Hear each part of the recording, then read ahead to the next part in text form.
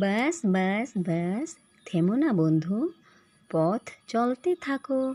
দেখবে এই এক পা দু পা করে করে কিন্তু তুমি তোমার সাকসেসের দিকে এগিয়ে যাবে। তোমার দরজায় সেই সাকসেস যেটা পাওয়ার জন্য তুমি অক্লান্ত পরিশ্রম করে চলছো, প্রতি মুহূর্ত সংঘর্ষ করে চলছো, সেই তোমার দরজায় এসে নক করবে, খুলো, আমি এসে পড়েছি। দেখবে বন্ধু, একদিন তুমি ঠিক সফল হবে।